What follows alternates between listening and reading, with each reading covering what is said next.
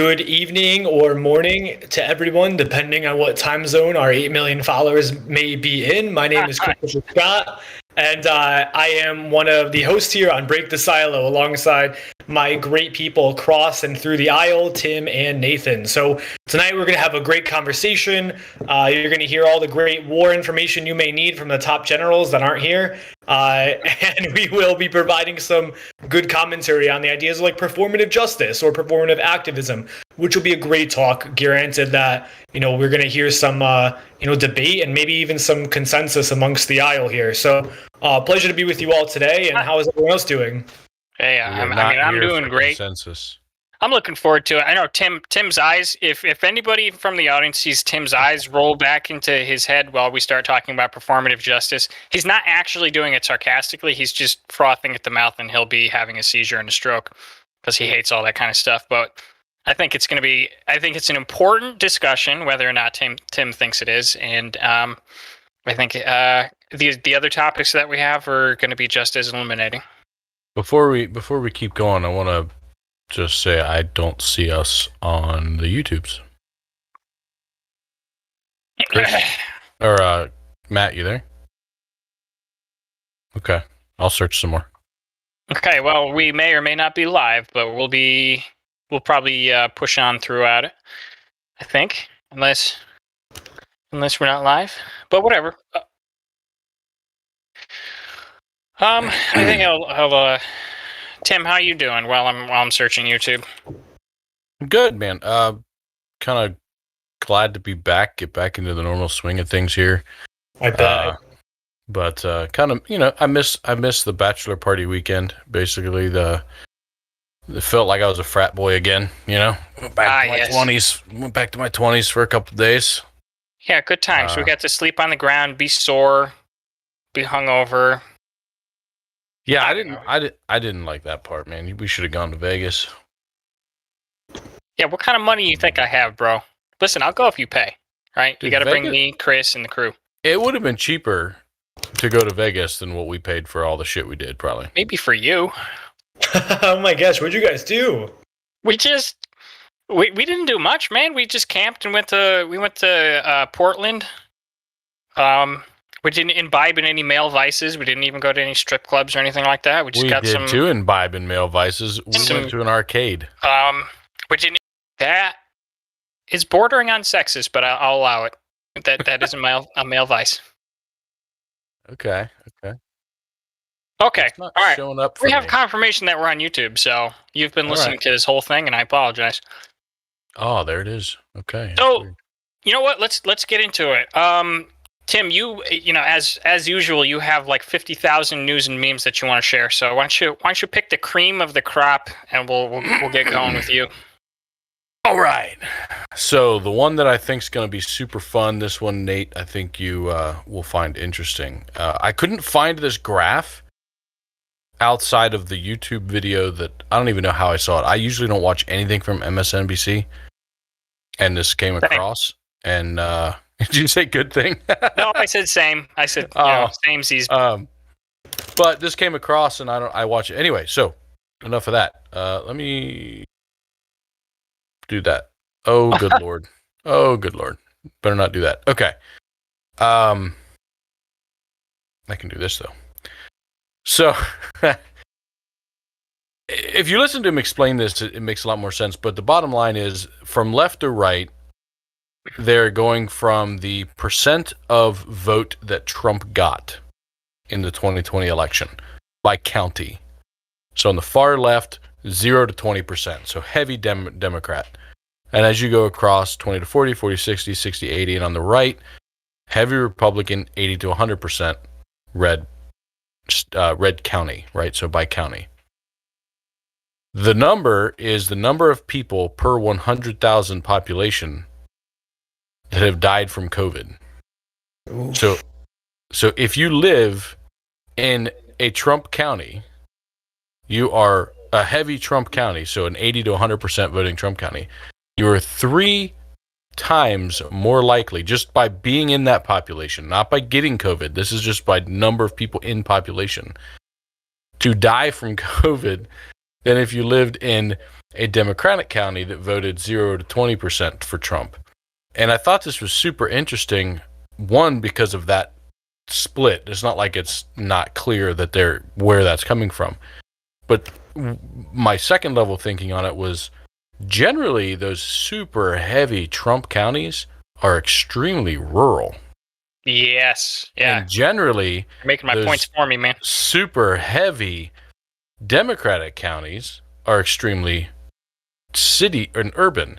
So population dense, which should, you would think, lead towards a higher spread rate in a rural area. Yep. So even looking at this, like, I don't think it's a clear one-to-one to say that they're equal living situations. But I thought it was, I mean, it's a clear trend. I thought it was extremely interesting, and how disparaging it is, or how different those numbers are. So what are your guys' thoughts? I am in this current theory that some people just don't believe things until they see it. And I think we're dealing with that right now with COVID, where people just don't believe in this vaccination. They don't think COVID's real until the people around them start dying. And that's the society we're going to be dealing with for the indefinite future. So would you apply that same logic to the 37 or the 33 or 37% vaccinated black population of New York? And that's a talking point, but that is a real stat. So it's like that interesting thing where it's like, well, yes, there's people around them dying as well, just as there's people around all those populists out in the country that are dying as well. So yeah, I do agree. I agree with you, by the way. Just to set that premise. No, I think there's two warring things. It's actually a really good point that you make, and I do feel totally confident we can actually speak on this. And so on one end, we have a portion of the population who I would argue are predominantly Republicans that fit in this category that just won't get vaccinated because they think it's a conspiracy. They don't believe in it. And I just read the other day that there was a Tennessee school district that was adamantly fighting mask mandates. They were like, no masks, unmask our kids. This past week, 2 teachers in a small town community, and I don't know about you guys, but I grew up in a small town, and teachers are sacred. Everybody knows the teachers. These are people who graduated from the high school. They go back to teach at the high school. They spend 20 years there. Everyone knows them. Typically, you teach your students as future kids. 2 of them died, and now all of a sudden, boom, freaking mask mandate. I think the other side of the population has significant fears when it comes to medical help. So in the black and brown community, there's a lot of and this is this holds true to today. There was so much medical neglect in the 1900s amongst African Americans and black and brown Americans that I think that's what we're up against with those communities, that they just need to trust that this is real. So I think it's one, people are afraid or they doubt it because it's conspiracy, or there's massive mistrust with the medical community. So they're just not following through on the vaccine despite all signs pointing that this is the correct thing that everyone should be doing. Curiosity, Chris. Look, I've heard that before. It is, and not to disparage you, that is a far left, or just let's say a left talking point that black people are wary of the Tuskegee experiments, where the black people were experimented on by the United States government. I would say it actually goes even more modern, which is where I tend to see it. So, for example, have you ever heard of Henrietta Lacks? So, have you ever heard of the HeLa cells? No. So it may have been something that was touched on when you were in chemistry class or biology in high school. It's something that most people are familiar with or touch upon at some point. What HeLa cells is they are these cells that basically they're pulled off of a tumor from this individual named Henrietta Lacks, and they're exceptional because they're immortal. These cells, this cancer cells that was produced on this random black woman, just don't die. They literally just keep reproducing. And so they've used these tests to develop most vaccines that we use today. They use them. This has nothing to do with distrust on the vaccines, by the way. It's just they use them for vaccines. They've used them to test nuclear energy, let's nuke them, because we can. They've sent them to space before they sent people to space, because they figured Well, let's see what happens, right? These cells. If these immortal human souls can't survive space, nothing can. Exactly. They were this medical marvel. They were actually illegally taken off of a black woman who was seeking medical support in Baltimore by Johns Hopkins Hospital. So what happened a lot in the 1900s is hospitals would actually prey on black and brown communities, and what they would do is, and look it up, there's multiple lawsuits on this. This is part of it. They would actually provide free health care, but they would waive the patient's rights on a bunch of things. And so basically, it was a place where doctors that wanted to test new progressive medicines would just have a field day, and they would go experiment on their patients. And you think this is why black and brown communities are afraid of medical care? It's part of it. That's my question to you right there, specifically, Chris. Well, the reason I asked that is a lot of this stuff you're telling to me is I don't know about it. I've never heard of some of this stuff, and it's clear that in communities that there's this pretty widespread fear of medical stuff amongst those communities. So are they is this something that's being educated amongst themselves? Somehow nobody else is we're not being educated on it all? Yeah, in a sense, it's two ways. On one end, it's usually exaggerated. But I encourage you guys, and our viewers, go read the Henrietta Lacks book. It's really great. Talks about family members who just don't understand, and why would they, right? Medical terminology. So they have inflated the hospital's they experimented on our mom. They sent our mom to space, that type of thing. Because they just what the hell? What do you mean they sent my mom's cells to space? So on one end, there is a common distrust of hey, the medical community is going to experiment on us. There's another side of it where it's just it's kind of, and maybe Nate, you'll combat this as a leftist argument. I would argue that there's a relative cultural psyche that's been passed down because there's been so much distrust in past generations for good reasons. That has evolved to modern day, we don't go to the doctor unless we really need to. So it's just kind of poor events of the past generations have impacted medical sentiments towards present day. And we do know this. I mean, the data shows it. There's been constant surveys, black and brown individuals are very reluctant to seek active medical care as common as some time there. I wouldn't dispute that necessarily. Our solutions to that problem would be different, right? Yeah. Mine would be, it's on the individual. I would help the individual if I was next to them, that kind of thing. And then, I'm sure the left's solutions would be more broadband, culture wide or on a sociological level. But I don't actually dispute that. I believe that there's deep impacts to cultural phenomenons of the past or whatever happened. So yeah. So that's what we're up against when it comes to those communities right now, unfortunately. Yeah. All right. Yeah. So, I guess one more thing, I suppose, and then we can move on to the next one. I have something to pull up here in a second, and this is an important thing for anybody on each side. So, I hear that talking point, and there's good reasons and there's history behind it and all that kind of stuff. But at the end of the day, one of the most or the only important thing I would say is that are black people actually aware of this in large numbers, and do they themselves tie it to why they're reluctant to get the vaccine, or is that something that the left tells themselves to sort of take on the blame of why black people aren't getting vaccinated, as opposed to say blaming black people for not getting vaccinated, right? So are there studies is basically what I'm saying, or is that something that you want to believe or the left wants to believe?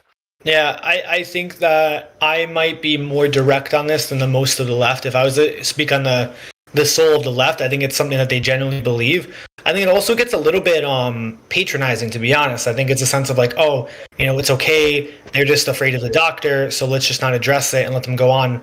For me, I take more of an approach hey, we need to rebuild trust amongst the medical community and the black and brown community, and the only way that we can do that is attacking this head on and saying, okay, these are the sins of the past, here's how we have remedied them today. There's more transparency, there's more education towards individuals, and hospitals need to step up and do this too. So I think the majority of the left truly believes this, and they utilize it as a crutch as to redirect and say, okay, well, they have genuine fear of the vaccine, whereas all these like Trump supporters, and I just hate what ifs. I hate whataboutisms, and so I think that this is just an opportunity for whataboutism. Yeah, fair enough. All right. What do you now for something a little bit less controversial. Men versus women. We're not even going to get to abortion yet. So I found this tweet from Matt Walsh earlier. Oh God, I have my OBS buried. Give me a second. See, I told everybody. So we're being more casual, by the way, for everybody who's out there. I think I had that tweet up and then I closed it. Was it the Matt Walsh one? It might be. Here, let's see. Is it? Oh, hold on. I was going to do the wrong thing. Is it this one? Nope, not that one. Okay. All right. So Matt Walsh. Matt Walsh is a Daily Wire host, I suppose. It's sort of like like a alt Ben Shapiro, I suppose, if you will. They both work for the Daily Wire, which is Ben Shapiro's company. I don't listen to his podcast because his podcast is like sort of like balls to the walls conservative, Christian conservative, no holds barred, like just like faith, family, like all the kind of mushy gushy stuff that I grew up with and no longer am a part of. So I personally don't listen to his stuff. And whenever I do happen to come across a clip, he strikes me as a very unapologetic person who's not going to do any sort of outreach to the left. He's literally just for conservatives to listen to, and you shouldn't listen to him if he's not you. That being said, he gets on Twitter quite often, and Twitter is a leftist sphere, basically speaking. I mean, there's everybody on there, but it is quite dominated by the left. So if you're on there and you're tweeting to be seen by the Twitter sphere. And so all that being said, let me read this tweet out. I'm going to comment on it, and then I'm going to let loose on you guys and see what you guys think about this. So this is from Matt Walsh on Twitter. Here goes. Yes, I said that I don't like female analysts and reporters in football. No, I don't care if that upsets you. No, I don't apologize. Yes, I think women are feminizing traditionally male spaces. Yes, I think that's bad. Yes, I'm right. No, your whining doesn't change any of this. So, number one, right off the bat, this is just absolutely not how I would conduct myself, right? This is in no way designed to change anybody's mind. This is just to get clicks or likes or retweets or whatever it is, right? Number two, although I don't agree with the way that he's going about it, I think he is making an interesting point. And let me just put it this way.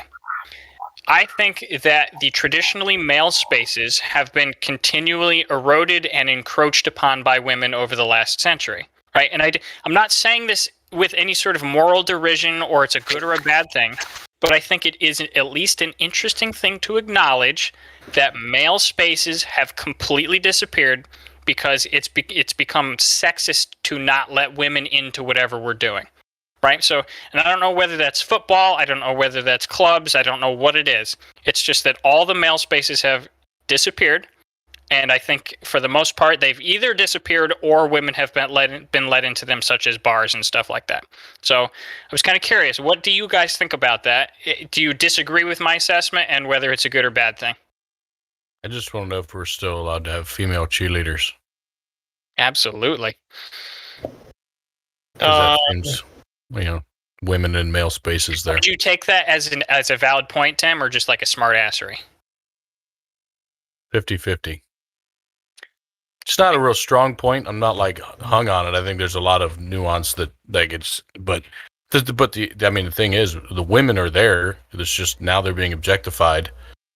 And they always were being objectified. Right, but it's okay. Now they're allowed to be in the audience and the commentators and all that kind of stuff, right? Right, so it's fine if they're dancing for us. We can objectify them. But if they start to like actually appreciate the sport and be part of it and a fan, then that's not okay. Like, to me, that's just some pure hypocritical bullshit. I would actually agree with that.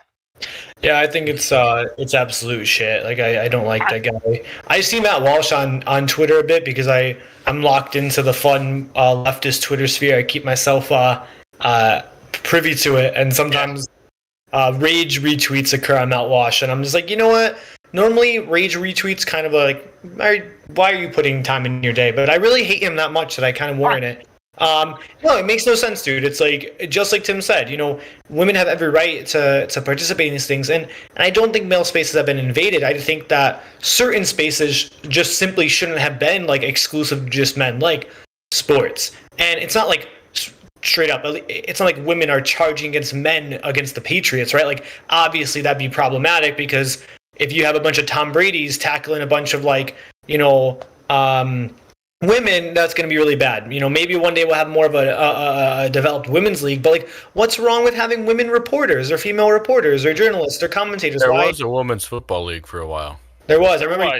Yeah. They wore less we talked about cheerleaders. That. Yeah. We brought that up. But no, in all honesty, like, why? How is that a problem? I mean, why? So let me put it this way then. So you know what, I grew up in generally the same generation as you, Chris, and I grew up in the same country as you, Tim, even if it was eons afterwards. So I understand. I am an egalitarian, right? I'm sexist by very many people's considerations, but I don't consider myself a sexist. Obviously, I'm very equal opportunity. I think women should be able to do whatever they want to do, etc. However, that being said, if I put it this way, how about I put it this way?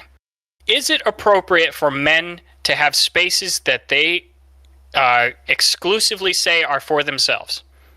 Sure. Is that appropriate? And if a woman wants in on those spaces, is it appropriate then for them to block them out? So I'm going to say, yes, both genders have the right, and all genders have the right to establish exclusive spaces, but those exclusive spaces can't exist on primetime television. It's like, for example... Listen here, women. You need to put on your filters. You're not allowed to watch this episode of... To be honest, my biggest argument against I have two main ones, but the second one's the biggest one. Against this tweet by him is, one is, I don't give a fuck about tradition. Right? Just because something has been done some way in the past doesn't mean it's the right way. Doesn't mean it's the wrong way either. Right? But to just be like, well, this is how we've done it, so this is how we should do it, is how you never get better. Second, women are the ones that are commentating and providing these services because men want them to. It is still a majority male audience. The people are putting the women there for our eye candy pleasure. Right. They're there because we want them there. They wouldn't be. If men didn't want them involved, they wouldn't be there because it is still probably an 80% male audience. Hey, so man, pandering to the males. Matt Walsh wants his sausage parties, dude. Yeah, I guess. It's just a ridiculous point all around. All right. It's obviously a low complex thought, like, feeling, because if you really think about why are the women there, it's not because they were like, look, we have a right to commentate on the NFL too. It's like, that chick's fucking hot, and all the dudes like hot chicks. Let's make her a commentator. How many 400-pound commentators do you see on the NFL? None of them. For what it's worth, like, I don't know. I'll make two quick points because, Nate, I know you have a question. On one end, I don't know much about sports, but I do know I study journalism. I know more often than not, most commentators are former athletes of their own respect in some sport. Like, most people that study journalism don't end up becoming sports commentators. It's far and few. Typically, it's, to my understanding, retirees of an effective sport. So these are people who are pretty locked into giving a shit about what they're commenting on. Secondly, there are gendered spaces. The Freemasons are all men. Is that not sexist? I don't see the problem with it because there's female equivalents. You have individuals. You have LGBTQ safe spaces. You have women gyms. You have male and female faith groups. Right. We have, in my own organization, we have a men's group for students and we have a female group for students. We have yet to somebody to tell us that they're non-binary, but the second they do, cool, we'll make a third non-binary group. We'll make then they'll be the only one in that group. Yeah, I know. Then they will be. Until we have more non-binary individuals. But what I'm saying is, I don't see the problem with it because, for example, let me share, and this is something that Nate, you and I probably agree with, that my friends on the left might disagree with. There's certain things that just don't make sense to have a level of inclusivity on. Let me use this example. So I work to our audience. I work in social services, right? I work with individuals who may have had some serious trauma. A lot of our female students may have had assault abuse history in their childhood or past. Quite literally, it just doesn't make sense for me, who is a man in their mid-20s. I can trigger them by just being around them, and this has happened. So I almost always either A, have one of my female colleagues with me, or B, they just work with my female colleagues because they can have a better connection. There's also just certain things that, like female hygiene, I can't talk about that. Like, even if I understood it like the back of my hand, I can't talk about it. It's just not going to be comfortable. And vice versa. I've had male individuals I've worked with really open up about things that they just didn't know about, just anything in the male realm. Like, hey, this is an uncomfortable question. I don't have anybody else to ask, and they'll talk to me. So I work with a lot of our male students, whereas like my colleagues work with a lot of our female students. And so now we cross over, right? Like, we'll have group time, we'll like squad up. Like this morning, me and my staff went out, we met with students together, and like that's great. But we also know how to divide, and that's something that's really important. There's just, like, for example, I don't understand. Well, I think the Boy Scouts is messed up in and of itself. I don't understand the goal of having inclusivity in the Boy Scouts and the Girl Scouts. Rather, to me, it's like, why didn't we just make the Girl Scouts more adventurous? Isn't there an adventurous version of the Girl Scouts? Because that was the biggest argument I was reading. Is like, a lot of young girls don't want to be selling cookies if they want to, not make cookies, right? I mean, yeah, go hike the mountains. Go like be wilderness. Go be like the. It wouldn't Nate? I imagine your argument on that would be, if enough women wanted that would exist already. That's good too. I suppose, but we are talking about an organization for children, right? So the children aren't choosing the organizations; it's the parents choosing the organization they place. Sure, but if the parents were like, "Man, when I was a kid, I would have loved to start fires rather than sell cookies. Why don't we start an organization for our kids?" Yeah. Right. Like, if I'm not saying that people don't want that, and I'm not saying we shouldn't have that. The point of this is like a super old controversy we probably shouldn't get into, but this is kind of the same thing. It's just like there was, and I'm asking, and I guess my final question, I'll say this and then I'll ask my final question, which is, okay, so let's say I now start another Boy Scouts organization. Like, am I going to be guaranteed in perpetuity that nobody's going to come and try to tell me that it's sexist to just allow boys into this thing? And Chris, like, you are one of the most reasonable people on the left, which is why you're on this podcast. But I don't believe that your compatriots see it quite the way that you do. That an organization probably not. They'd probably go to war. Right. I think, to me, like, I always remember the age-old version is like in high school. I think there's a Connecticut law, actually, might even be federal, for school funding to establish a males team. They must have a female equivalent. And so, to me, as long as there's the equivalent, maybe I'm old school. Maybe I'm like, maybe the left is passing me out. But I always thought that was okay. Like, hey, as long as we have an identified and agreed upon female variation or male variation, right? If a school has softball but not baseball, we should get baseball going on. If a school has men's soccer, there should be female soccer. For example, if they want it, right? For example, I know our high school never wanted women's football, so we just didn't have it. But we did really want women's golf, but we didn't have men's golf because for whatever reason, our school just didn't want a men's golf team. There was just not enough people that wanted it. Where there was like 30 women that wanted a women's golf team. So it was like, cool, we got women's golf now. So, but I agree. I think a lot of people on the left probably wouldn't have that level of reasonability on this. They may perceive this as like, no, everything should be inclusive, and that would be those on the left. If I was to speak on their behalf, they would say their gender is a social construct, and therefore gendering sports and entities is perpetuating social constructs and oppression is what they would say. I disagree with that, but that's what they would say. Amanda just made a comment. She said that her high school had a football team, but no girls team. My question is, it's interesting, and I didn't know about this until, I got into the political sphere and I started hearing all the back and forths about this. My question to you, Amanda, would be, are you positive that women were actually, or let's say girls were actually barred from joining that team?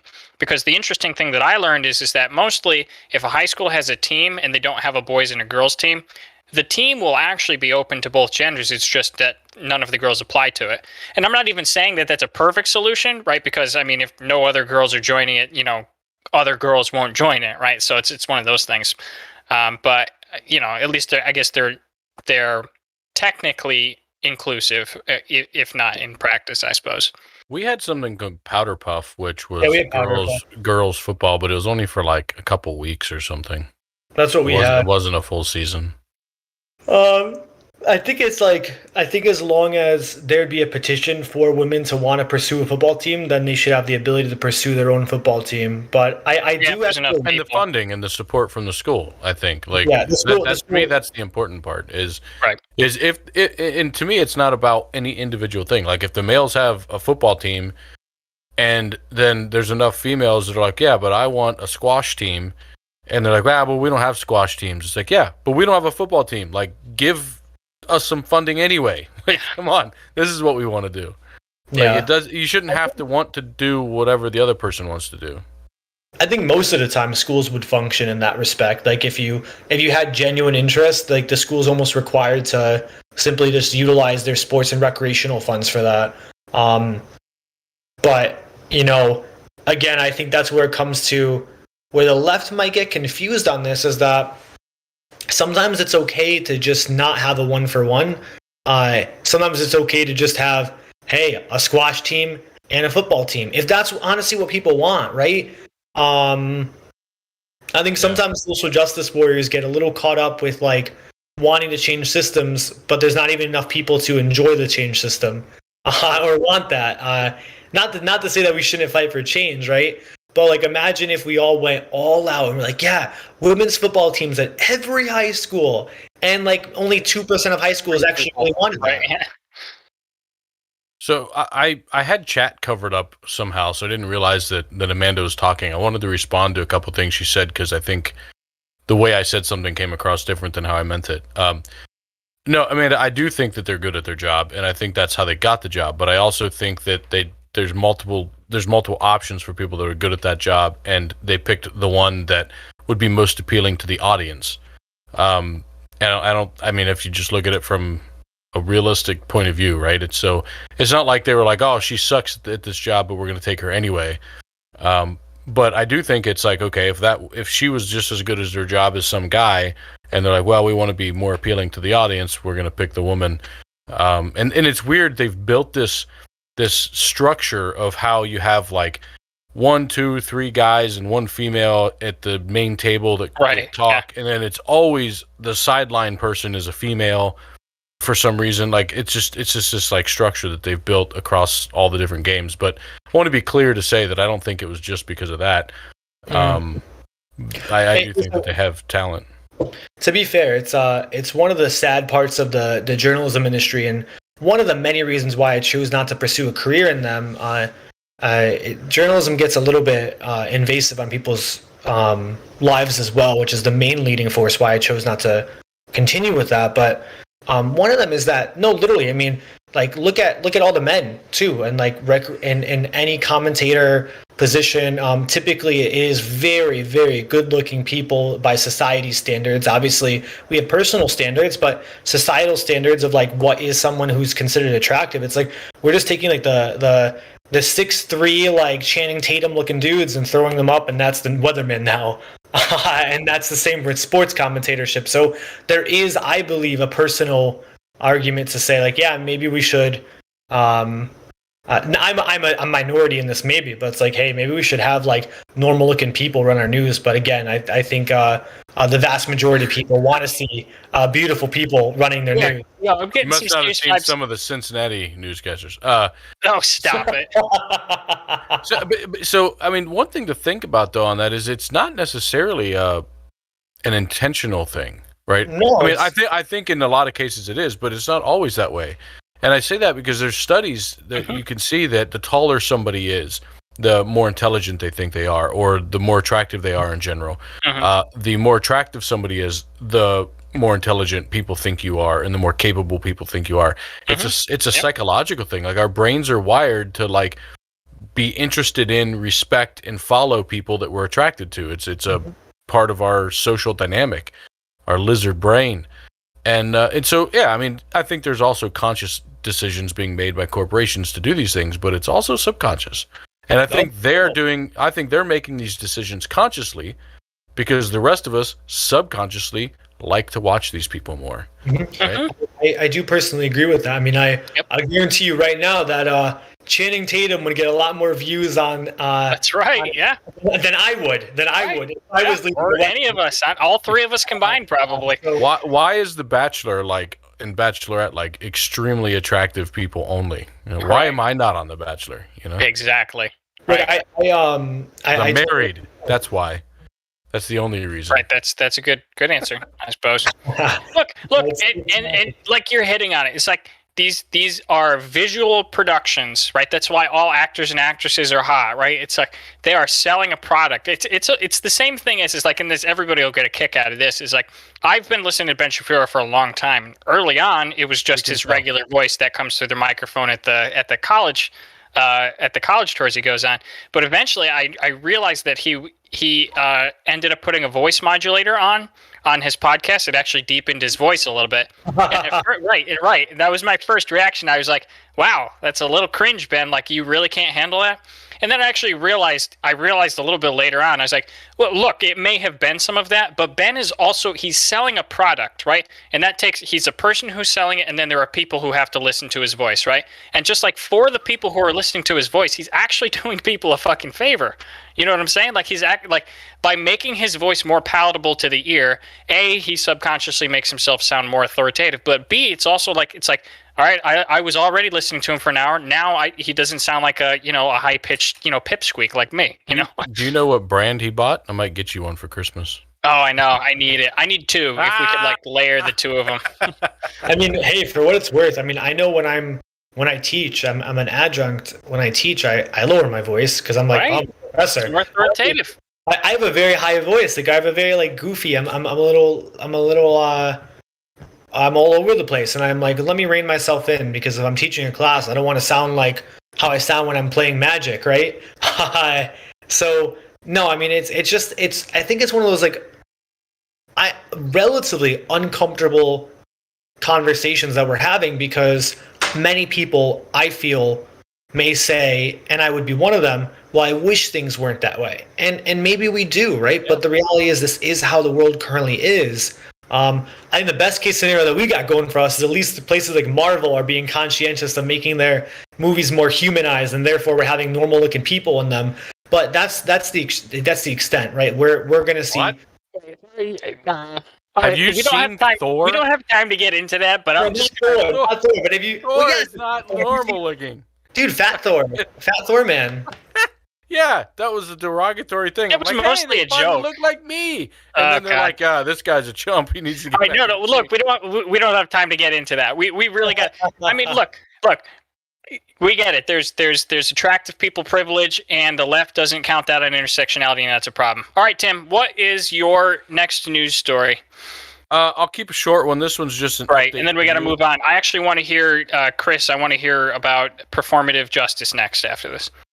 Yeah, I want to learn what that means first. So, So this is an update for you, Nathan. Yes, I actually saw that today, but I appreciate it. Yeah. So curving up, like one of the three of us here predicted. I'm not really sure which one it was that said that it would. It was curving. Probably the two of you, actually. I would say. I don't know if Chris staked out his position, but I also noticed, which you conveniently didn't show, is a sharp decline in cases in Florida. I'm not showing cases. Here. This is deaths. I'm aware. Conveniently didn't show. I was only showing you the death chart. Everybody. The deaths are spiking up. Cases are going down, and they will go back up in the winter again. Maybe. Let's see. I'll look up cases real quick. I'm curious. Sure. Yeah. Well, actually, I was going to say, Chris, go ahead, but we don't. You like the most important person who needs to hear this definition needs to hear this definition. No, go ahead. You can say it. All right, Chris. What is performative justice? And for anybody who's googling this, the thing that came up for me was performative activism. So, what is that to you, and what's your stance on it? Yeah. So, performative justice to me, well, first let's define justice, right? And justice is we're making a positive change in the system. We're doing something that genuinely improves the quality of lives of people, which is this is different than charity, by the way. Like, so for example, justice would be an example such as improving a curriculum that allows teachers to have more time to teach remedial classes. Like if your class is several grade levels below where there should be, maybe budgeting time and rearranging the organization so this way there's more opportunity to work with them. Charity would just be just real quick. Do you mean? Yeah, I think you're describing systemic justice. Yeah, systemic justice is essentially, to me, what justice is. In this framework, right? Like obviously there's legal justice and obviously there is justice for rights and whatnot, but we're talking about systemic social justice, true social justice, right? Maybe the right would consider making everybody own a gun be considered social justice as a way to defend your Second Amendment. Just throwing that out there. I know most of my lefties would strongly disagree with that, but right, and everybody on the right is revolting. Like, what? Social justice for guns? Like, yeah, you could be right. I'm not connecting them one for one yet, but you might be right. That would be the term used. Social justice has been hacked a bit, but that is what it means. It's systematic improved policy in society. Charity, of course, is just giving. That's not justice. That's philanthropy. Not a bad thing. It's just not justice. It's different. Could you if there was sufficient amount of charity, could you think that would be social justice in, say, perhaps like reparations? Like, let's say that the left, like all of Hollywood, like put their money where their mouth was, and they themselves pulled money for reparations. Could that be justice? Social justice? It would basically, for those of us who are in the academic world, would just say it's both at the same time, because you've created a system of reparations, but you funded it with philanthropy. So it's charity and justice working together, which is good. We want that typically. Like we want philanthropy working alongside systems. But that's the class I teach actually.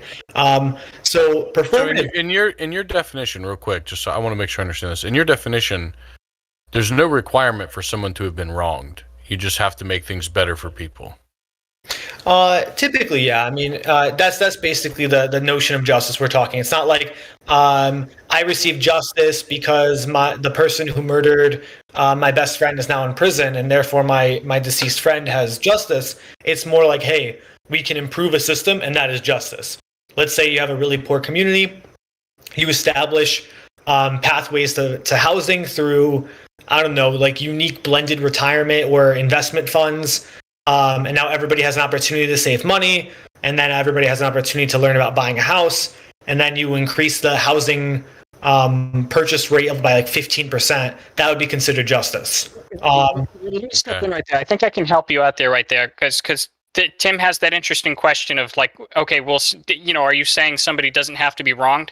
I think the connection there is that a lot of people on the left would consider that the system, the system being imposed on people would be the initial wrong, right? And so then it would be just to change the system.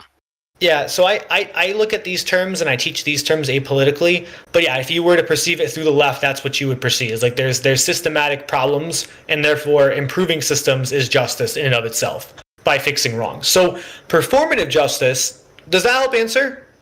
Sort of. I was just trying to clarify that because it's a little different than what I understood social justice to be, so I Googled it just to see if it was what I thought. And so the Google term is social justice says it's justice in terms of the distribution of wealth, opportunities, and privileges within a society. So to me, the systems. To me, that's basically saying like the systems were unjust. So social justice is pushing them to be just, which then says it's kind of implying that there was somebody wronged. The systems were being wrong against somebody. But the way you put it was, hey, it's not about the past and what the systems were doing. And I'm not trying to put words in your mouth, so correct me, but this is how I understood it. It's not about how the system affected you in the past or anything. It's about seeing that there are systems that can be improved and just working to improve them, right? Yeah, at the social level, totally. Like, for example, if you had a system of, building plastic containers and you improve that wouldn't be considered justice. That's just you improved manufacturing supply lines. But yeah, when it comes to like a social, unjust, I wouldn't get a raise, I'm sure. No, probably. Yeah, you probably wouldn't. You'd be like, "Wow, that would be capitalist justice. You've created a cheaper product, and now poor people will benefit because they have a cheaper product." Tim gets a nice pat on the back, and we all say, "Thanks, Tim. You really earned your hours this week." Here's a $25 gift card. Yeah, exactly. To a store that's not even in your region. here's some Olive Garden. Go get some breadsticks. Yeah. But anyways, what now? So it's basically we align with that. I mean, justice as a singular term often gets put into like political lens. I tend to look at it more of a vacuum, or more of like exactly in the sense like I don't like, whereas there's situations I care about the past, there's other situations that I may just look at the present and we consider like, okay, how do we lead to today? But it doesn't, that's important and informative, but we have to still improve today. So how we improve it doesn't necessarily matter as long as it's an improvement and there's not like a consequence. Gotcha. Like for example, if there's a homelessness crisis in Denver, which there is, you can't just go commit genocide and now, hey, look, we have 30,000 free houses. That's not justice. You may have ended the homelessness crisis by killing 30,000 people and then having a bunch of homeless people now have a house. That's obviously genocide. That's not justice. That's bad. You haven't solved the problem. That's an extreme dark humor analogy. I don't actually. It's okay. You don't have to. And most people know, man. If you're if you're canceled, you're already canceled. So I wouldn't even bother throwing out disclaimers. So what performative justice is, though, is, and this is something the left is so guilty of, and I want to say this as a lesson and corrective to my friends on the left.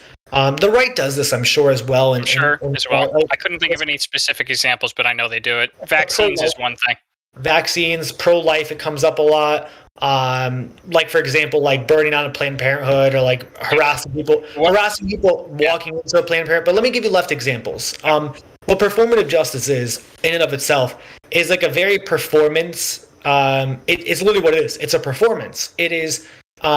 It's something that like maybe you feel good about and you feel like you did something, but it actually hasn't resulted in any change whatsoever. Let me give you an example of this, how this actually came up. Off screen, I was sharing an example of somebody I know who was in a classroom at a college level, and it was a race, class, and gender course. And this particular individual is a white man, and he raised his hand to answer a question, and the professor explicitly said, "I really don't want to hear from white men first. I would like to hear about from somebody else." Basically saying like, I don't want to hear from white men. Can we have some diversity in conversation? Mind you, it was the very first hand raise of the classroom, and it was like the very first moment. And the student, the individual replied and was like, "Well, I'm actually Middle Eastern." And the professor then allowed them to speak. That's performative justice. Now, what is the professor trying to do? They're trying to create equality. The problem at hand is that, and this is a whole other debate, so please don't let us get down this rabbit hole. College institutions tend to favor white individuals for a multitude of reasons. So maybe this professor is passionate about diversifying campus. Maybe, and this is true, a lot of people of color maybe are a little bit more hesitant of speaking in classes. And so maybe this individual is trying to like increase participation amongst those. But he totally missed the whole point. He missed everything. All he did was just say, "Oh, I don't want to hear white men speaking." That's performance. All it does is silence a potential ally. Who this probably reminds me, I heard today, and this is something you guys should look into, that white male attendance to college has massively declined. Yeah. Yeah, to where I think it's like a 70% drop of male applicants over the past X number of years or something like that. Like white male applicants, like massive. Wow. We've seen it for a while. We've seen it. It's not new. I think it's like for those in the college world, we've known this, but it's blown up recently. Like already, I mean, 68% of something like that of attendance is women in college. All you have to do is tell those horny high school kids that, and there'll be plenty of males going to college again. I bet. But right, no, or text you. I'm sorry. No, you're fine. You're fine. That's you're not wrong. I bet a bunch of high schoolers right now are saying that shit. They're like, oh yeah, a bunch of women go to college. Let's go, man. You know what? Or the opposite, which is like, what? You're going to college? Women do that, man. That's gay. You're going to college? True. It could be that. Yeah, it could be both ways.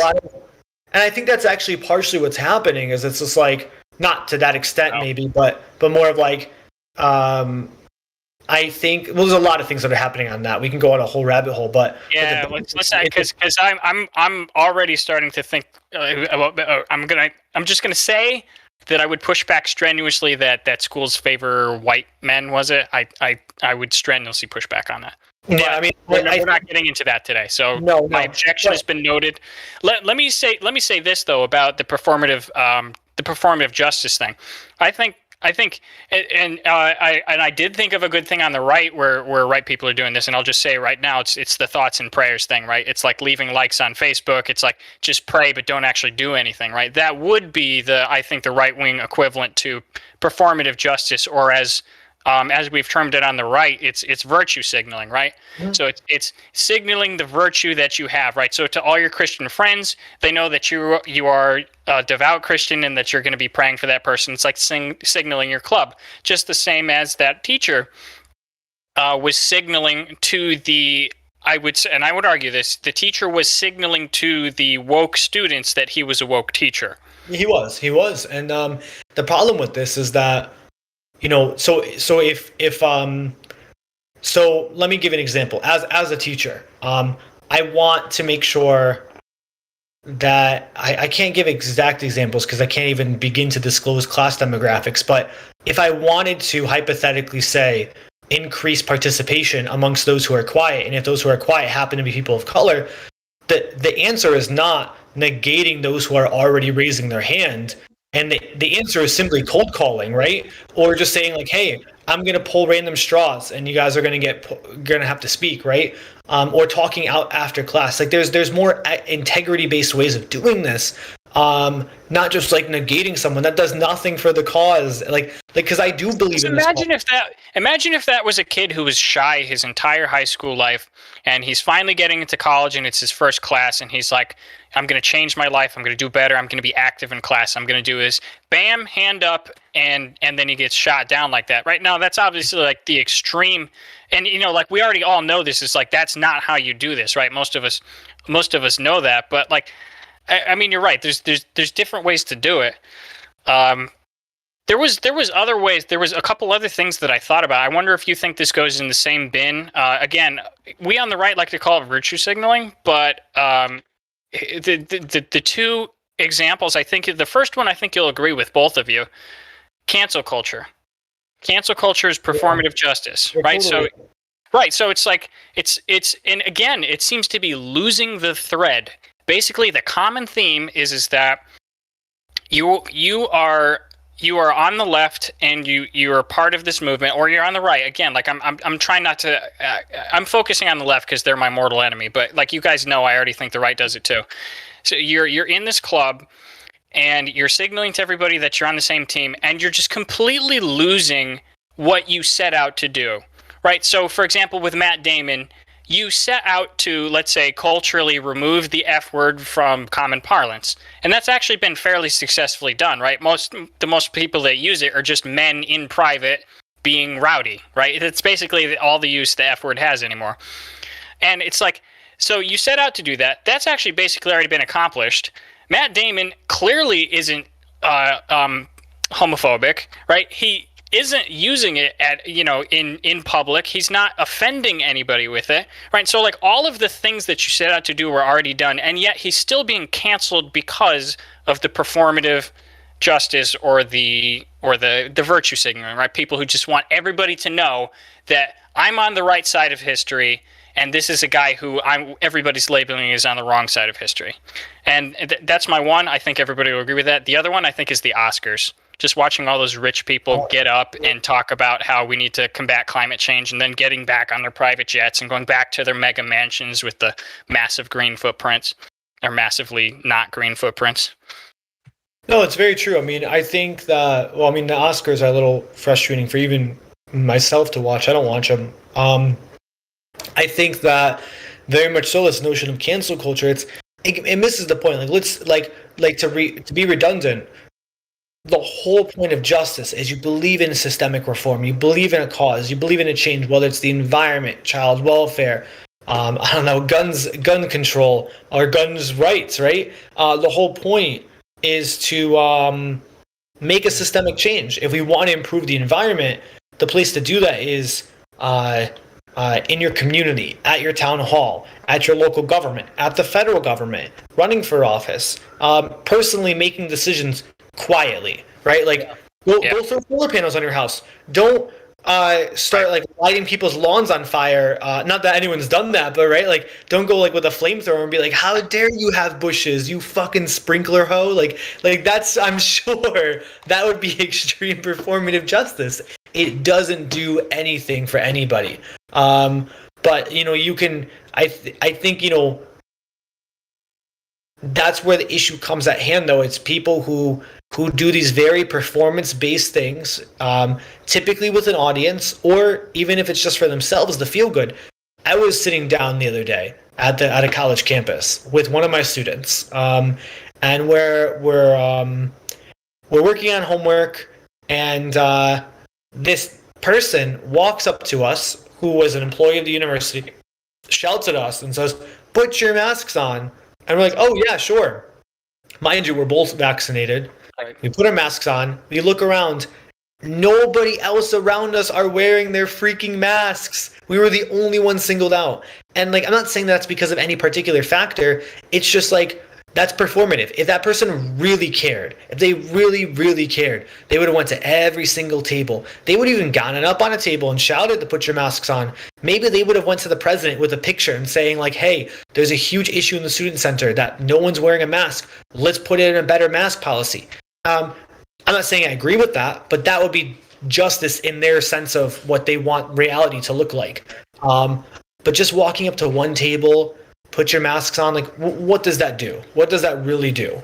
It doesn't do anything, especially because we were eating. I feel like that isn't 100% really true, or like you're putting a lot of thought into it too. Like, oh, I want something done. I'm automatically intelligent enough and informed enough to know exactly the right ways that I should do it that's going to get the best response, rather than I see something that I think is an injustice or is wrong or shouldn't be happening, and I go up and yell at the person or talk to them. Like, it's not like they're specifically doing it just. In some cases, they are just for attention, potentially, right? Like, right, but I disagree, because he's talking about a revealed preference right there, right? So that person just wanted to come up and yell at somebody to sort of signal that they were on the right side of the vaccination argument. What Chris's point is that there were multiple other people in the room that didn't have their masks on. Like dozens, right? Dozens. Like, right, dozens, right? So that person just chose somebody to go out and virtue signal, and they didn't actually get the job done, right? They didn't actually make the area safer because everybody else still didn't have their mask on. It doesn't mean that it was just a virtue signal. It also could have been that they saw 50 people and you were the 51st, and they were finally like, "God, people, put your masks on." That's right? True. Like, you're very empathetic on this, more so than I'm being. I think that you made a really valid point, though. There's actually a big argument in the world of policy. It's like, it's kind of like, so a lot of times we say this, right? And this is something the right gets caught up on, that I think you guys might miss the point of, when virtue signaling or protesting or something like that, I would be more agreeable with, because I am very pro protesting. It's this. A lot of times we find ourselves, the three of us are educated, right? We all have college degrees. We're all active. We're talking about politics on a podcast. That means we know what's going on, to at least enough that we care to talk about it for hours. You had to define this for me today, so I'm just saying. Yeah. No, but we're educated, right?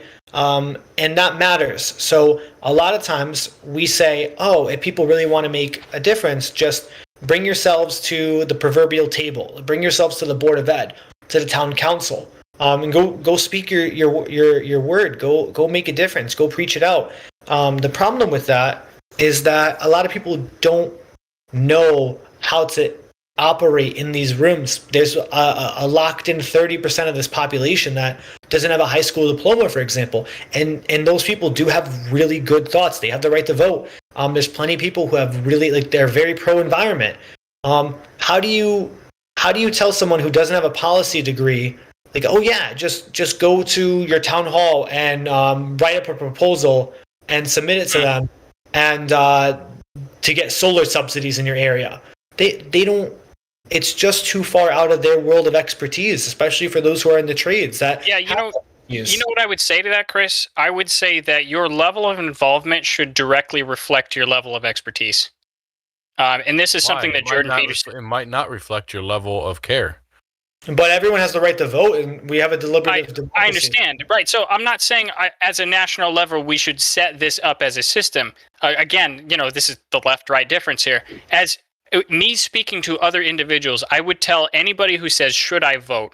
I would say, you should vote if you educate yourself on topics, right? And should I vote on a topic? Should I go to my school board? Should I talk about climate change? Like, you should talk about and get active and involved in these things to the degree that A, obviously you have interest, and B, you have expertise, right? So one of Jordan Peterson's things is that before you change the world, clean your room, right? So basically it's like... I agree with that. Right, so it's just like, get your own life in order, get your facts straight, understand yourself before you understand your family, before you understand the world around you, and then you can be effective in the change that you make because you've set yourself up for success, right? Well, I agree, and I have to disagree with one portion. Is that we're on the same page. Like, if you want to change the world, clean your room, get yourself together, right? And I've actually used that ever since you first told me. I was like, that's actually a really good quote. Now, where I disagree with is that many individuals, are highly subjected to causes that they need to change. The environment, pollution, flooding, crime rates in a certain area. That they need action to occur, and they don't have the tools to make action, but they are the community that's being affected and the only one that cares enough to speak up. So in that case, we can go down the rabbit hole. Maybe they hire and pool together money for representation. Maybe they get an advocate. Maybe that's where community agencies come into place. But where I'm going to challenge you on this is that this is the age-old example of like how things ought to be versus how things actually are. And how things actually are is a lot messier than just like, hey, let's get this community, clean the rooms, research, learn everything they need to do, get before a board, and change the game. A lot of times, it's much messier than that. I'd say more often than not, it's much messier than that. Okay, well, so I understand the messiness. We can probably move on. You guys can... I won't, make a statement and shut you guys off so you guys can respond to this, but we should move on. If the change that you make... It's not just like an honorable thing to set yourself up and get all your ducks in a row before you make change. It's an effectiveness argument too, right? So for example, if you think that there's something wrong with the environment, but you don't do the due diligence to figure out what exactly is wrong and what the solutions should be, and then you end up pushing the wrong solution, you very often make more harm than you would have otherwise, right? You laid out some like really good examples, like where if I have high crime in my community, I need a solution and I don't need to be organized to press for that solution. That's a really good example because you have the problem and we have the solutions for it, right? To some degree. But like with super complicated large systems, especially if you're talking about climate, anything as large as the country, anything as large as the world, you generally, I would say, you can cause more harm by not getting yourself organized before activism first. Yeah, I agree. I don't fully. I think at the end of the day, you have to have this stuff. But if I see a problem and I don't have a great solution for it, that doesn't mean that I shouldn't be able to bring up that I see a problem, because me bringing it up and me being vocal may bring it to the attention of somebody else that is more intelligent, which there is nobody more intelligent than me. So this is hypothetical. But I agree. But somebody that has more information. So I don't think that being vocal and speaking up, I don't think you have to be the expert before you can be passionate or be involved in something. I think you also need to understand you're not the expert, though, right? So I think there's where I would define that and say, I shouldn't be unhappy when something that I might not think is the best ends up happening if I'm not the expert, because maybe it's a better solution. But at the same time, right? Like, and I go back, I was thinking about this when you guys were talking, the George Floyd protests, right? a lot of the people that were there, the family of George Floyd, whatever, they were extremely passionate and probably very uneducated as to why some of these things may or may not be legal or okay for them to have done or whatever, right? None of us knew any of this stuff. But they still had the right and a good reason to be passionate and vocal about this. And it brought a lot of attention to it. It brought the entire country as attention to it, right? And it actually went back and brought attention to other stuff. I don't know if you guys have ever heard of Elijah McClain, but he popped into the news recently. I didn't see that. And I had never heard of him, and his death happened prior to George Floyd's. And so I went back and looked, and his is worse, in my opinion, than George Floyd's, right? Like, it's bad. And they didn't prosecute. They chose not to prosecute. And they're now going back and prosecuting those officers and even the medics. So I think that you can bring about good change or good awareness to things that people were overlooking because there wasn't somebody that was vocal enough, even if you're not particularly knowledgeable. It's possible. That's my piece. It's possible. Well, we could keep going on that a little bit, but I think it's time to switch over. So, if without objection, background. Tim, I wanted to do abortion because we have Amanda in the chat. So, all right, if we have time, we'll try to do this quick. So, so we have time to talk a little bit about Afghanistan. If not, we can hit it next week. It's not a timely thing. It's right. Not real. Yeah. Well, I mean, we talked about it quite a bit on the week where we weren't, podcasting back on the bachelor trip. We talked about Afghanistan a lot. I don't remember. We listened to some shows together. It was good times. Yeah. That being said, let's switch over to Texas. Right. So Texas has now signed, I believe it was yesterday, the day before, they finally signed into law new abortion restrictions. And these are sneaky new abortion restrictions. These are not outright bans. So for people who... It's not. Well, no, it's not, actually. It's literally not an outright ban. It is an effective ban. It's not a legal ban. So it's as close to an outright that we'll get. Yes, yeah, that was the point. A lot of conservatives are saying it's a very clever law. Everybody else would use other pejoratives instead of clever. So what it is basically, from my understanding, is that abortion up to 6 weeks, or let's say abortion up to a detected heartbeat, which is around 6 weeks, is legal in Texas. No excuses needed, no reasons needed. Up until the fetus has a heartbeat, you can get an abortion in Texas. Beyond that, the state cannot ban it because of Roe versus Wade, but what they can do is open up the practitioners or the people who help women get abortions to litigation. And this is civil litigation. So they can sue them for $10,000 in damages, and they don't need standing. And that means that anybody in the state can do it. It doesn't have to be anybody who knows the woman, knows the practitioners, knows anything about any of them. If they find out that somebody had an abortion done, they can sue the clinic that did it. I think a really important point to add to that is anybody can do it. Like, you can get sued as many times as people know about it. It's not one time. Yes. Is that true? Yes. So every conservative in Texas could sue. Yes. That's why, like, if it was a one-time, like, oh, you already got sued for that, you're good, a lot of these clinics wouldn't have closed down. It's that anybody can sue you or anybody else. Like, you could sue the fucking Uber driver that drove them to the clinic if you found out that an Uber driver drove them because they were part of it. Right, yep. And so somebody takes your name, posts it on a website, and you have 5,000 people suing you now. And every single one of them have the right to sue you. So it is an effective ban, and it happens to, at this point, skirt around Roe versus Wade because the Supreme Court failed to strike it down. Why did they fail to strike it down? It was, I would just say, the conservative majority. I know, but what was their statement? I didn't pull that up. So I mean, we could pull that up while I'm talking about this, but they did it. Why do you have it? No, but I know they did it. They didn't strike it down. They said we are not judging this on its constitutionality of the law. We are basically saying we can't judge on this right now because we don't know who we're judging. There's no so in the past, like when you put a law in place that says you're not allowed to do this, the governor or the state or whoever is the one that is going to be coming against you from a standpoint of legal action. So they can come back and then say you can sue that person, right? You can sue the governor, you could sue the court of Texas, whatever, and that goes to the Supreme Court, and the Supreme Court says, "Oh yes, this lawsuit makes sense. Now we're going to evaluate the law."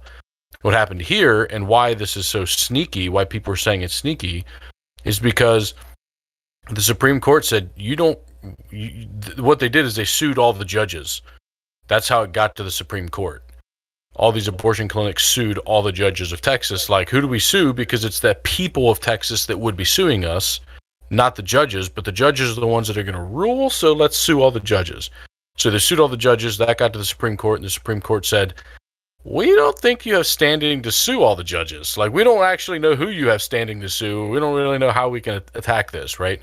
So the bottom line is they did not judge on the law. They did not judge on the ban of abortion, if you will. They purely said we don't really actually know that we have a way to judge on this. And why that's so scary and why I think Republicans shouldn't be celebrating this is this same concept could be applied to, let's say, firearms in Connecticut. They could say, oh, we're going to pass a law that says if we find that you own a firearm, every person in the population now has a right to sue you for $10,000.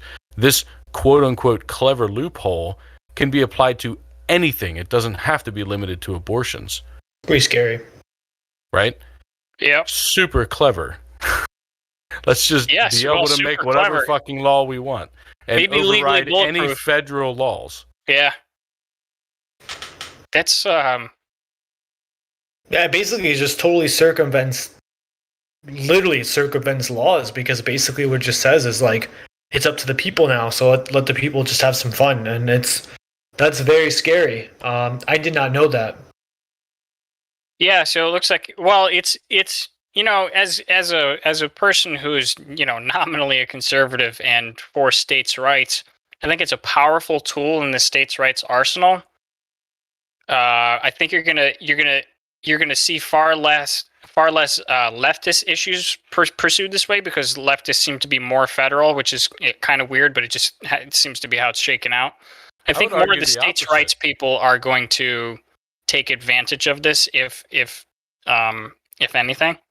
I would argue the opposite, because in general, I feel the left is more apt for having government have power, control, and legislation rule over the populace than the right.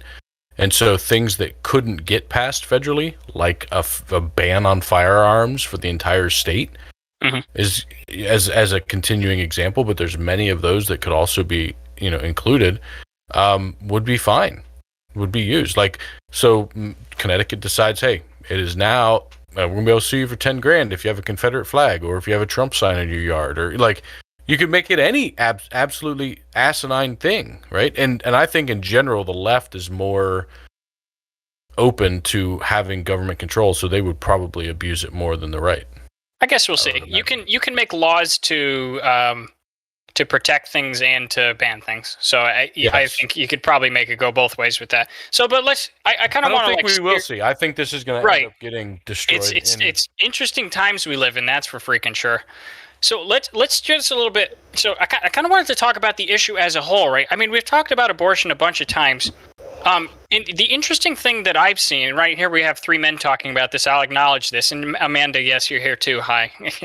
we'll take that as the as our we get a pass on this one, I guess, right? So no, but look, so the incredible thing about this is that this, to me, abortion should be the most understandable issue by both sides. Like, all you have to do is talk to a reasonable activist on either side to understand where they're coming from, and it should, to my mind, remove most, or if not all, of the vitriol associated with it, right?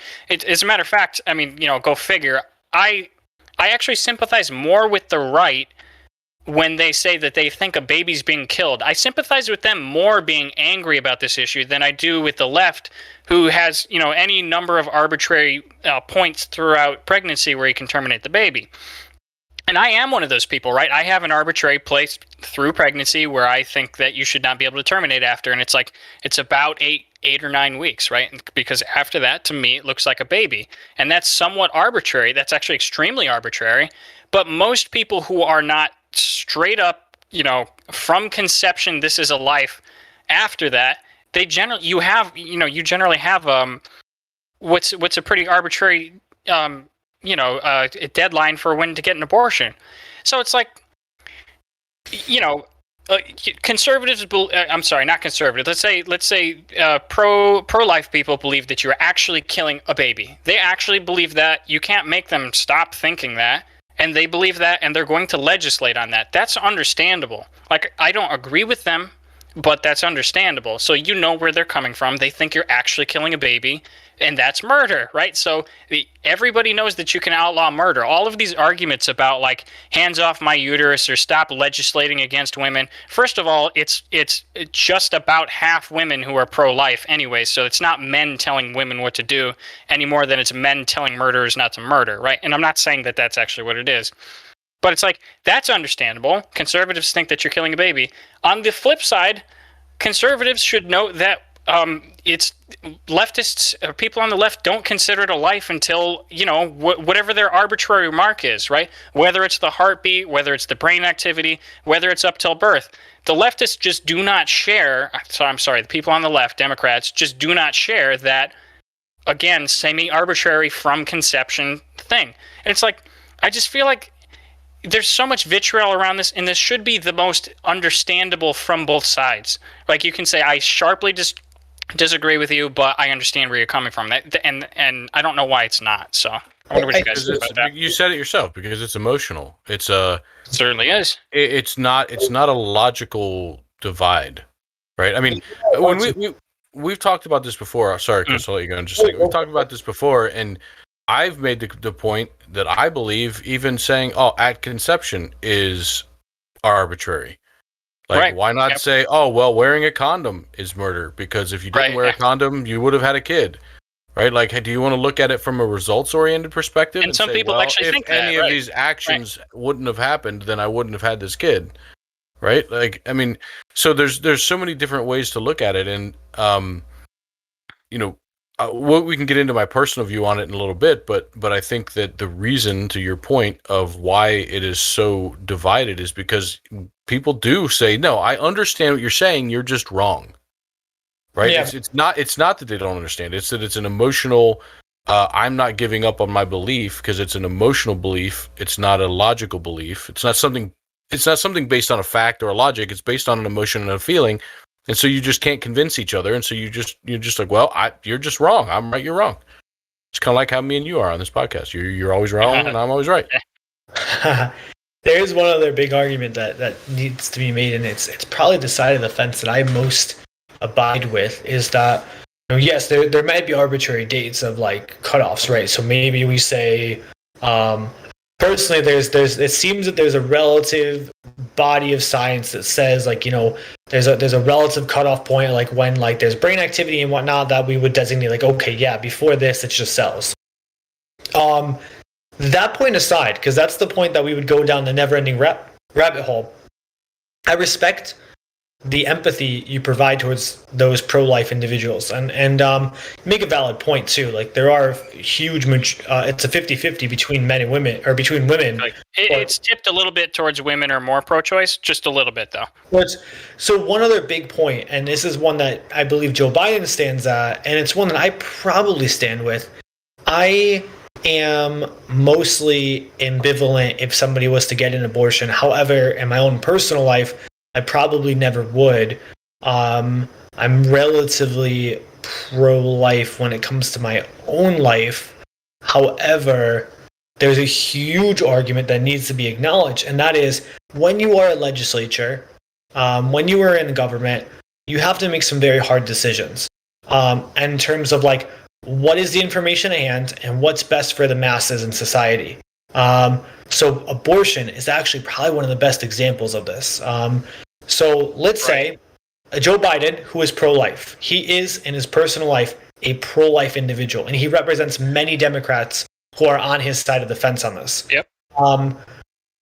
If we make abortions harder to get, just harder to get, let alone illegal, you will have situations of women going and doing illegal abortions, black market abortions. This is what happened. This is what spurred Roe versus Wade in the first place, was this movement of like many women doing the freaking like the almost like now like satired coat hanger abortions or falling down stairs, right? Like, these are real issues. Another one, and this is something that's really important to keep in mind, is like quite literally like rape and incest happen in our society, in our world. And it's very possible that if that happens to somebody, they may not be able to seek an abortion until it's too late in Texas now. And Texas is government. Like, why would that be? Well, mostly because most people don't know they're pregnant before 6 weeks. Yeah, so let's talk about that really quick. So that's an argument that I'm actually very sympathetic to, and Amanda brought it up, and thank you, Amanda. And there's so much to this. So I mean, she could probably bring up a few more. And Chris, you were going. There's probably more good stuff you're going to say. Like, this is it is a complicated topic. There's like a million things you could bring up on this, but it's an important thing. And I actually sympathize with people who are frustrated with this law because the heartbeat bill effectively limits it to about 6 weeks, right? And with the way that it works out, timing wise, you're considered at about 6 weeks. From the time that you. I think it's like the first day of the last period that you actually had, right? And so there's a chance that when you miss your period, like you could just like have a missed or late period, and then basically boom, you're right up against the deadline. I'm actually very sympathetic to that. But even a missed period, I mean, a couple points on that. One, even a missed period is not a big deal. Like, it happens like multiple times a year. My wife's like, right, something's missing here. Well, how would you feel if we had another kid? And then like a month later, it's like, no worries, no kids, and or on the second side is like when my wife was on birth control when we were earlier in our relationship, like her periods she wouldn't have one for a year, 6 months. A friend of mine got pregnant on birth control. Yeah, it happens. So again, she wouldn't even know that her missed period meant anything, right? And personally, for me, I think the most egregious thing about this is that there's no. I think Texas would have at least dampened outrage against this had they made contingency exceptions for rape and incest. Again, like, these are things that happen. I know the governor came out and was like, "Oh, well, we're just going to stop all rapists." Like, I'm sorry, but like, you're just not going to. But they all come from your border. That's like, oh God, stop it. That's what they probably believe, right? Like, no, it's and again, that literally policy, because like, what are you going to wait for it to happen to stop it? Like, it has to happen to sue somebody or arrest or prosecute. So again, there's no exception for the most vulnerable instances, and many people maybe just don't know that they're pregnant by this time. And finally, again, it comes down to all that's going to happen is it's going to do two things. One, people are going to do illegal, dangerous abortions. It's just going to happen. Texas is a giant state. It's going to happen. Secondly, wealthy women can simply leave the state and go get their abortion and then come back. Poor women are not going to be able to do that. Finally, let's just always acknowledge my favorite fun fact: the states that do the most abstinence-based sexual education have the highest teenage pregnancy rates. So congrats, Texas. You're going to have a lot more teenage babies than you already do. Yeah, let me reiterate some of the points and couch it in this question, because this is an interesting. This one, actually, I was talking with my fiance about this earlier, and this one, I'm not going to, don't mean to brag, but it kind of stopped her cold. So I want to see how you guys respond to this. And Amanda, I'm curious what you think about this as well. So conservatives, let's say the Christian conservatives, the religious people, believe that you are killing a baby after conception, right? And so when they had this opportunity to do this sneaky law, instead of setting it at 0 and saying there's going to be no abortions in this state, they compromised. Based off of your reactions, Amanda, your reaction, all of the people on the left's reaction, why should conservatives ever think about compromising with you again based off of this reaction, right? So they gave you 6 weeks, right? And all it's been so far has been complaining about how it's not enough, all the same old stuff, and the stuff I'm sympathetic with, right? I myself am an 8-weeker, right? Again, somewhat arbitrary, but they gave you those 6 weeks, and not a single person has acknowledged that they didn't put it down to 0, right? And that rape and incest, those exceptions that's blanket. Anybody can get it for any reason. As in, Texas is now officially, you can use abortion as contraceptive, right? Which is insane, and would have been insane to think that a conservative state did that 20 years ago. So I'm just I'll just say, what are conservatives' incentives to ever meet you halfway again, or partially? So I think the first argument there is that this isn't halfway. This isn't a good compromise. You're basically saying, look, man, we gave you absolutely nothing. Why aren't you happy about it? Absolutely nothing. They think that you're like a lot of those Christian conservatives think that you are actually killing babies even at those 6 weeks. They gave you a lot. I understand, but if from an actual factual how things happen standpoint, they gave you almost nothing. 90% of women, this is the statistic that I've heard multiple times on different podcasts and in different articles, don't even know they're pregnant at 6 weeks. Yep. 90%. So right off the bat, you're taking 90% of pregnancies and saying you will absolutely not ever have an abortion. No, that's not true. Because they don't even know they're fucking pregnant. That's not true. So they can't get an abortion because they don't even know they're pregnant yet. Okay, now you have the hold on. Now you have the 10% that know at 6 weeks that they're pregnant, and that's at 6 weeks. So how many know before 6 weeks? But let's just say 10%. Now you've given them what, a week, 2 to decide and say, hey, yeah, I want to go through with this life-changing event or not. I don't get much fucking time to decide. That's it. 2 weeks. If I know at my missed period, assuming I got pregnant at the day after my last one, right? Like, it doesn't give you much time. Right. So, I agree with you, and I would not have it at 6 weeks. So it's not a compromise. It's not a met just because you don't agree with them does not mean that they're not letting you kill babies. You said we met you halfway. That is not a halfway meeting. Okay, it's a figure of speech. They compromised when they could have said it at 0. And again, I'm not them, right? So I know I'm getting all heated about it, but would it have passed at 0? It's Texas, probably. 0? They passed it at 6 weeks. Yeah, well, that has some connotation of saying, oh, well, you can still get your abortion up to then. For people that don't understand that it actually means 90% of people won't be able to get abortions. I guess let me equate it to like the left of like how we perceive it is like that's like saying like the 3/5 compromise was a fair compromise. Like, hey, you wanted a bunch of votes, but we'll just call it 3/5 of a vote which is actually, I think the 3/5 compromise is as messed up for the North as it is for the South, because basically it was a way to like reduce the amount of electoral votes the South had based on their slave populations. But it would have been white men exercising that power, so it wasn't. I'm just saying it's a bad compromise, right? Like it's and it's not ethical either. Okay, what would you consider a good compromise? A good compromise, I would have said 8 weeks, and then no restrictions when it comes to rape or incest. So beyond that, yeah. So I mean, no restrictions at all. Up until 8 weeks, right? Are you asking him? I'm asking Chris. No restrictions at all on rape and incest.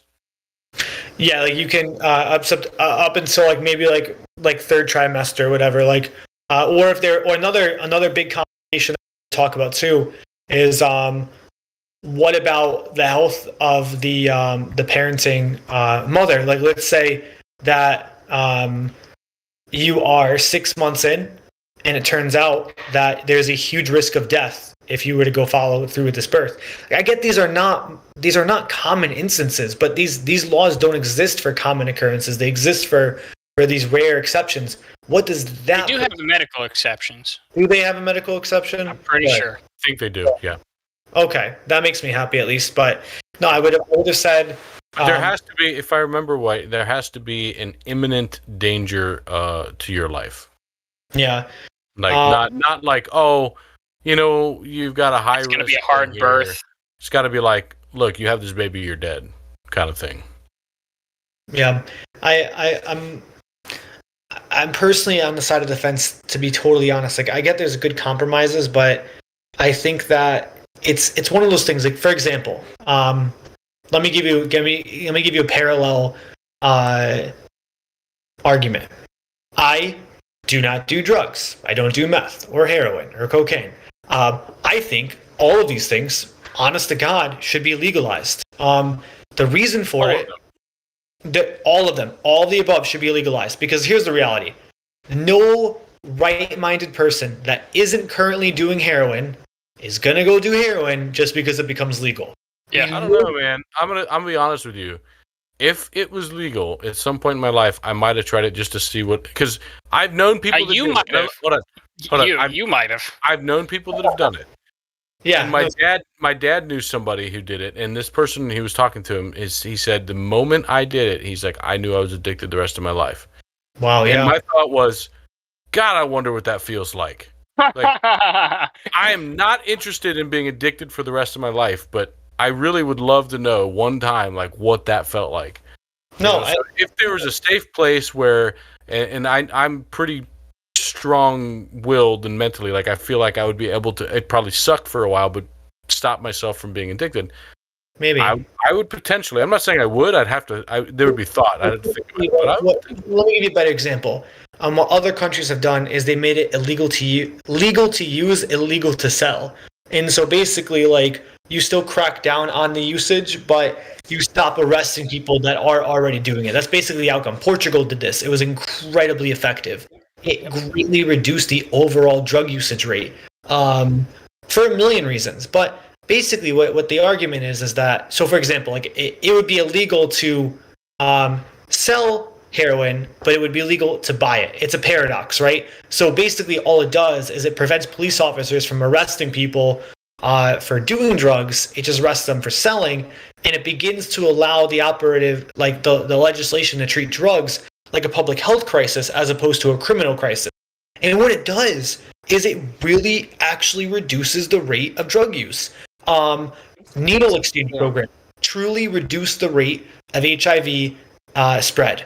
Now, you may disagree with that. I know a lot of people that I know disagree with these things, but that doesn't matter, because the reality is it saves lives. And so when we legalize abortion, and when we make abortion, vice versa, if we make abortion more difficult to access, all we're doing is putting people and their babies' lives at risk, more so than if we just make it legal.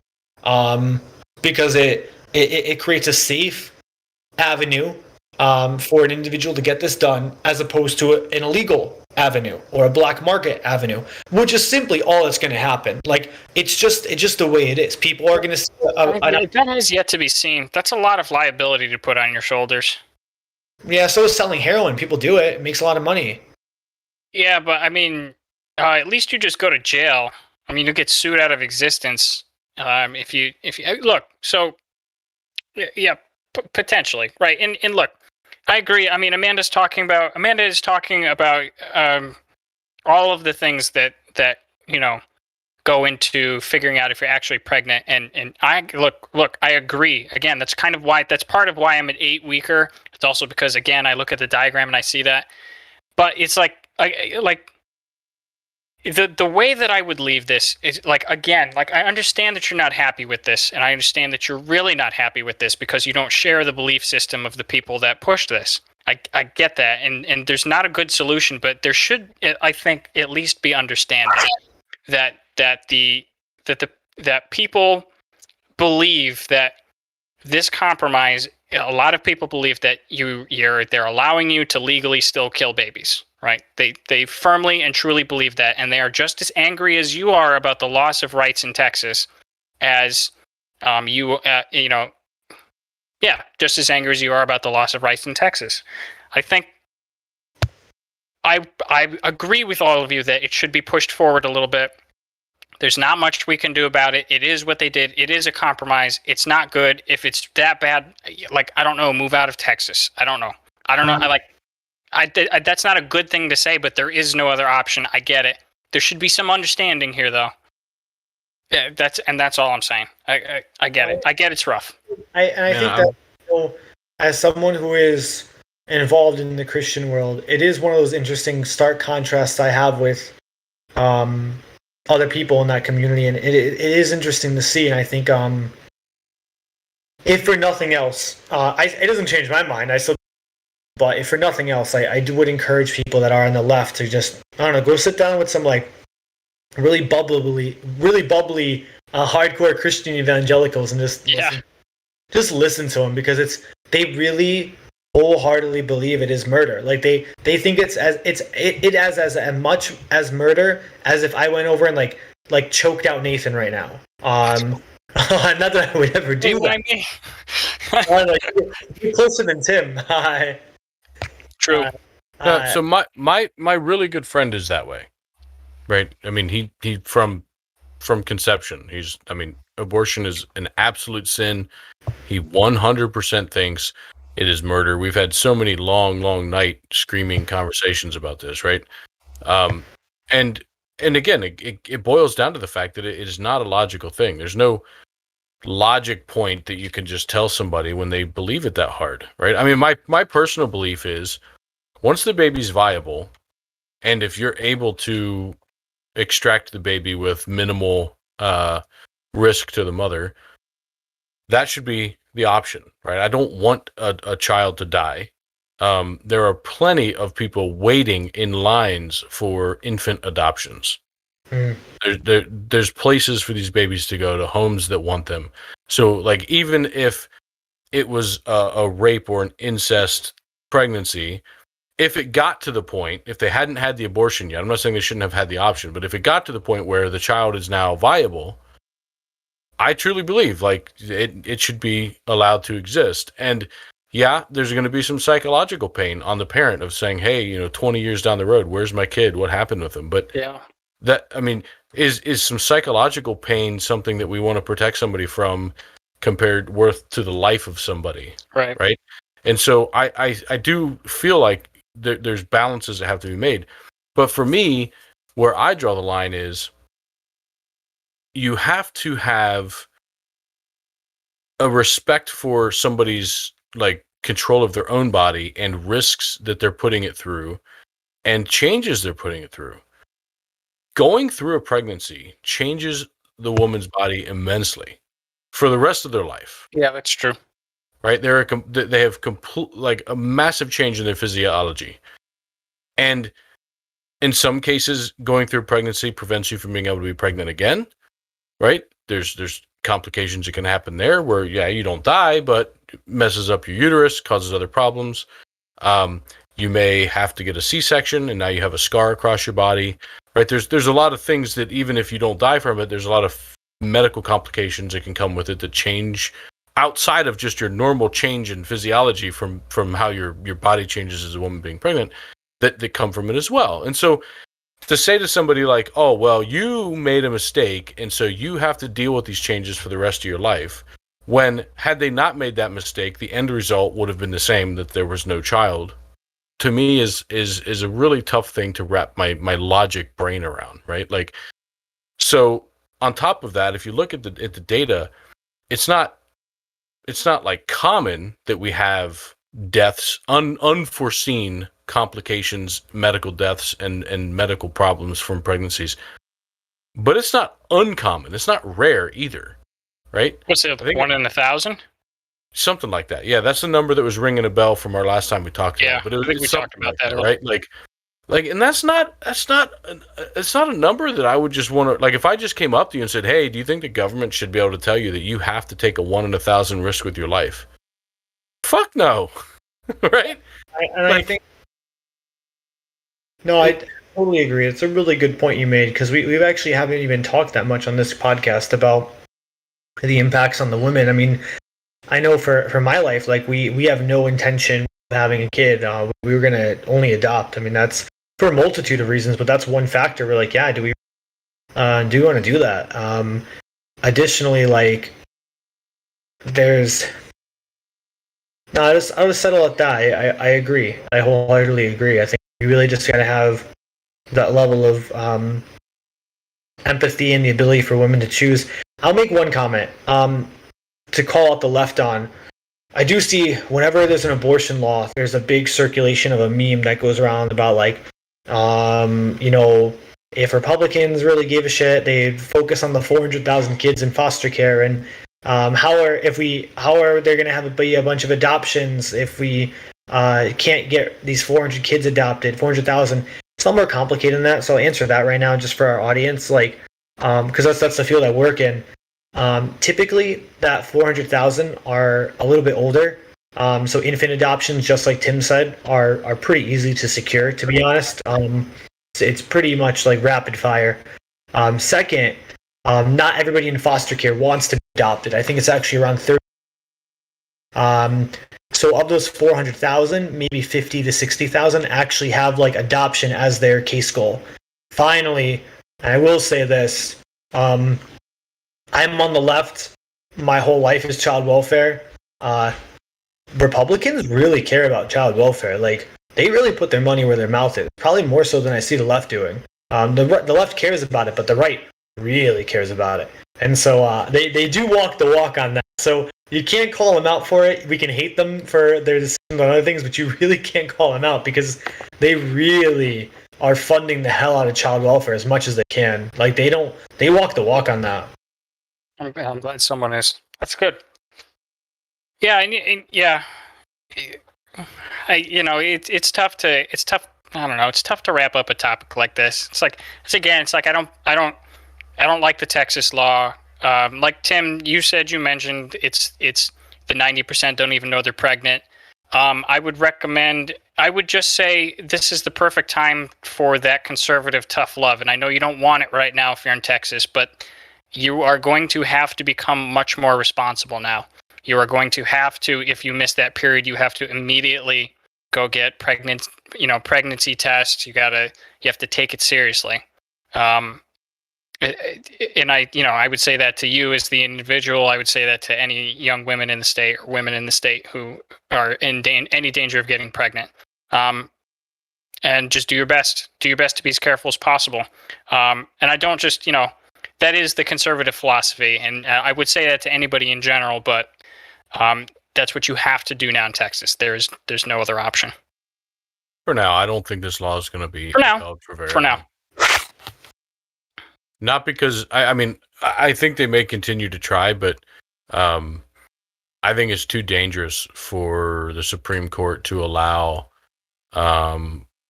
this type of loophole to work. Because if this works, then every state has complete autonomy on what they want to do on any topic. It doesn't have to be abortion. And to me, that's the scariest part about this, and why I'm really laughing inside at the conservatives that are so happy and proud about this, because tomorrow your state bans guns, right? Like your state takes away something you're happy about using the same loophole that you're proud about because you're too ignorant to understand what's going on. And I'm not trying to say Republicans are. I mean, the people that haven't studied this and looked at this law to say, why is this good or bad? They're just like, oh yeah, banning abortions. Yay. That's all they know about it. They don't know the details. They're ignorant of the details underneath it that show you why this is actually really scary. And the reason that this, to reiterate to the viewers that are either pro-life or not, it doesn't matter. The reason they had to resort to these tactics is because currently this is unconstitutional. No, it's ruled unconstitutional by Roe v. Wade. That's what I'm saying. As a conservative. Currently, it is unconstitutional. Not to say that can't change with the new ruling. With current rulings, this is unconstitutional. So the what the law's trying to do, what they're pushing through in Texas, they're saying, hey, we don't give a fuck about constitutional law, what's been ruled as constitutional. We want to do what we want to do. And here's a loophole to get around it.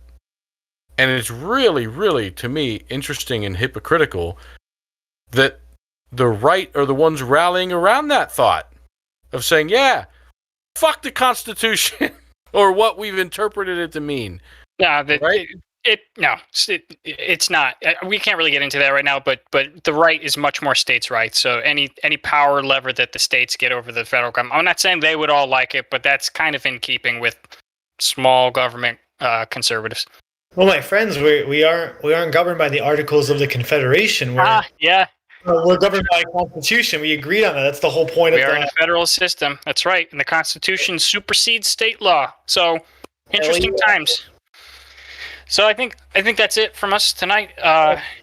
We got through a lot. We did not talk about Afghanistan. Maybe we'll talk about that next week. It's all good. Hey, if no one heard, we withdrew from Afghanistan. Yeah. Yeah, no, all that fun stuff happening while we were gone. The war's over. We won. Yeah. So. All right. Well, I think that's we'll be done. We'll see you next week. I am going to go take my ivermectin dose. Not a doctor. No, I'm just kidding. I'm not going to do that. You borrowed that from Mr. Joe Rogan, did you? Oh, stop it. Yeah, I wanted to talk about that. We don't have time. We'll talk about that offline. So thanks everyone for hanging out. Thanks Amanda for being in the chat. Always loved your questions. Sorry we couldn't get to more of them, but where's Daniel? Huh? Them's the shakes. Yeah, where's Daniel? Sleeping? Probably works all day or something. Lame. All right. Good night, everyone. Good night, everyone. Good night.